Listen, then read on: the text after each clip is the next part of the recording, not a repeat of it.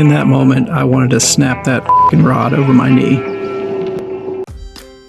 In early April, I got to fish in the KBF National Championship on Lake Wheeler and Guntersville. Before the tournament started, I had a chance to pre-fish for 2 days. But it wasn't until probably around 4 o'clock that I made my first catch. And the spot where I caught him ended up being the backbone of all my other catches for the rest of the week. On the second day, I revisited a place that I'd fished last October for the Challenge Series Championship, and it was a mixed bag. I caught one 16.5-inch bass and then a handful of dinks, so I decided to stick with the first area that I'd fished the day before. Day one kicked off, and we made our way out to the first spot we planned to fish. Spent an hour there catching nothing but snags and hang-ups, and ended up breaking off more times than I cared to count, and so decided to head to the other side of the creek. After an hour there, I only had one small white bass to show for it. Felt like I'd made a mistake and headed back to that first spot. I spent another hour there working every piece of cover I saw. I would feel a strike, set the hook, be reeling them in, and then they would come off. It began to feel pretty overwhelming. I met back up with Ron, and he'd already caught his limit and was working on upgrades. I decided to join him, hoping to break out of this funk that I was in. However, I spent the next 2 hours still not catching anything and decided to break off on my own again and try to figure these fish out. And then it happened. On the spot that I had caught those 2 fish during pre-fishing, within 20 minutes I had my first official catch of the tournament. I continued to work that area for another hour or so, but came up empty-handed and decided to make my way out to the main lake where the mouth of the creek was just getting hammered by 20-plus mile-an-hour winds. Made for a sketchy 45 seconds as I went around the main lake point to get in there. But there was only 90 minutes left in the tournament, and I needed to make something happen. I went with something I'm not particularly confident in using, a crankbait, and started working every angle of that point that I could. And on my second cast with it, I landed a pretty good-sized smallmouth. Exciting doesn't even begin to describe what just happened. 10 minutes later, continuing to work that crankbait, and I came up with a 20.5-inch largemouth. Once they go over 20 inches, it's a completely different fight.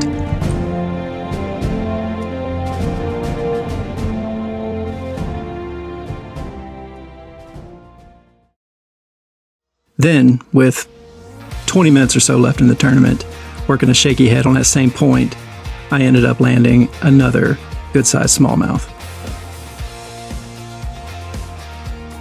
I continued to work that same area for the remainder of the tournament, but I ended up running out of time before I could make a 5th catch. Still, with how badly the day started and how it had now turned around, I was excited for tomorrow.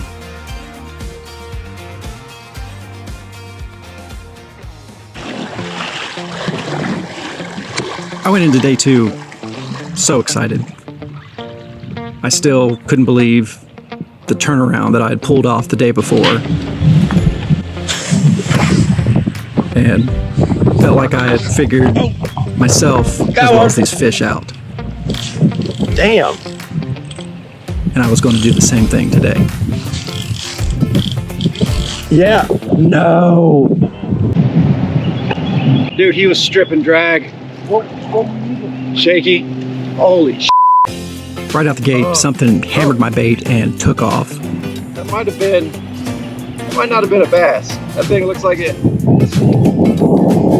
had teeth. I don't know, but it's like a clean cut on the tail of my damn shaky. And it was digging. Got back to work, and it wasn't much long after that I landed my first catch, a small keeper. It was a dink for sure, but it had me on the board, so I was happy. After a while, we felt like we had gotten everything we could out of that spot for the time being and decided to head to that secondary point about halfway out of the creek that had been productive that first day of pre-fishing for me, and then is also where I caught my first fish yesterday. The 20-mile-an-hour winds didn't let up, and the temperature had dropped some overnight, so today was a little colder, but it wasn't slowing us down any.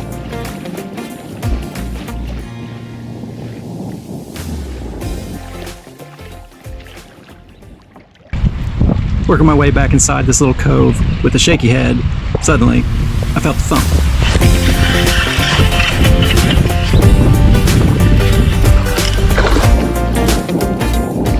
And that is the fish I was looking for.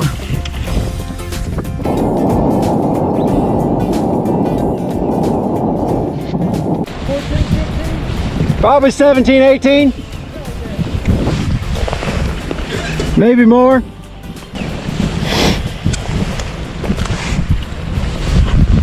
"18 inches on the dot." Oh, man.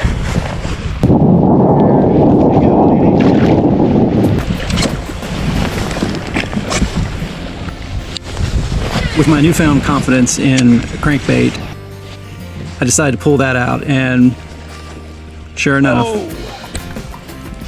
It's f***ing smallmouth city over here. it wasn't anything huge, but it was a keeper, and you'll never hear me complain about catching a smallmouth.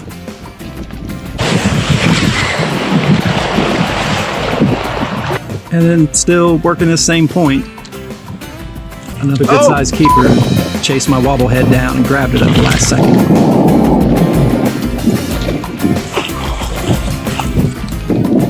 Yes.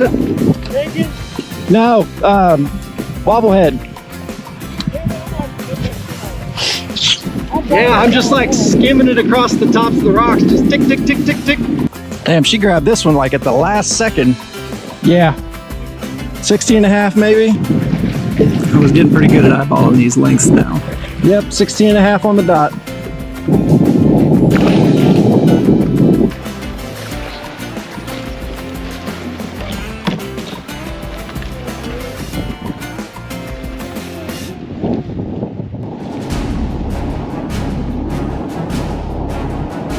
With the clock winding down again, I was looking for my 5th catch to fill my limit, and Ron was looking for upgrades. So we made our way back out to that main lake cove where I had caught those 3 fish yesterday. And the wind was still pounding that point.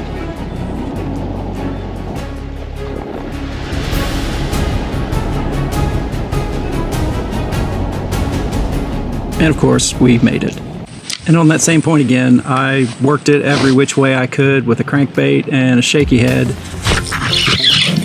And it wasn't until I threw a Ned rig that I got bit. And if I was only going to catch one fish on that point today, this is the one you want to catch. Another 20.5-inch largemouth. The way she was stripping drag, I wasn't even sure it was a bass at first.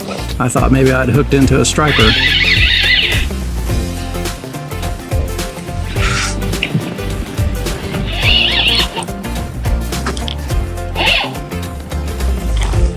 Pulled my live scope pole up out of the water so she didn't get tangled up on that. Had something like that happen on Lake Murray back in February.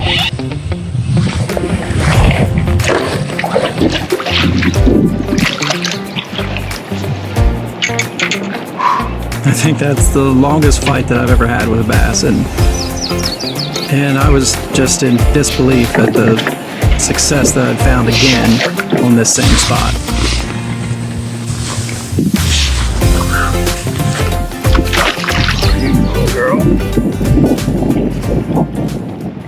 Two amazing days of fishing down, and I was ready to get the third one started and do it again.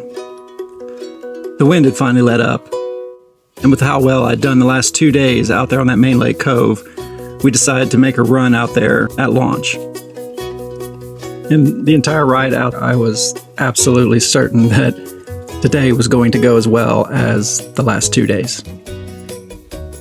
I started on this main lake point. I hadn't really been able to fish it effectively over the last few days just due to the wind and how much it was kicking up the waves.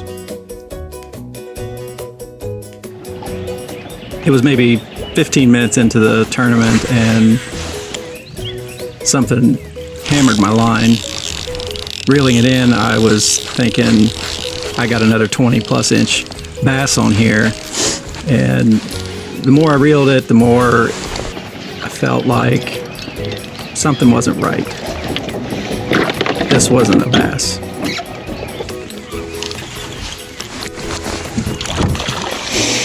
Oh!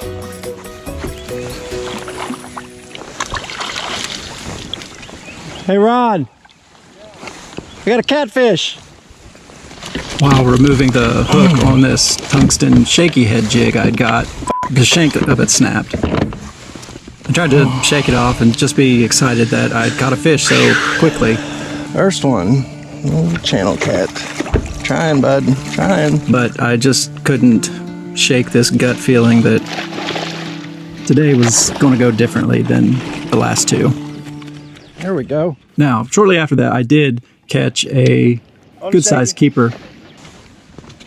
And for a moment, I thought, okay, like, this is going to turn around. But I was wrong.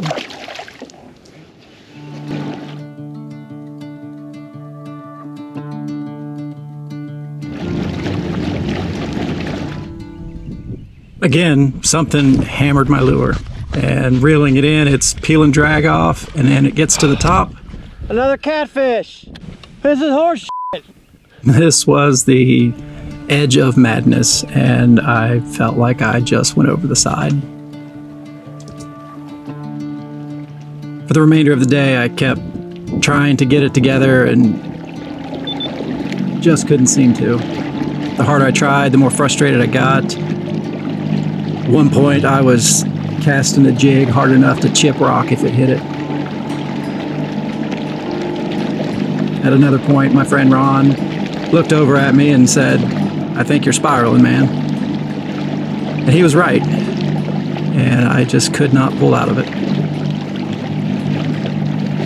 If you've ever wondered what it looks like to see a grown-ass man pout, this is it.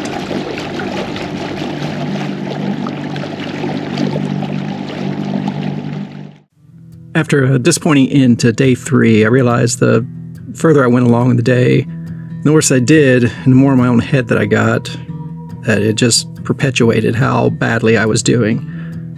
So we decided to jump over to a different creek.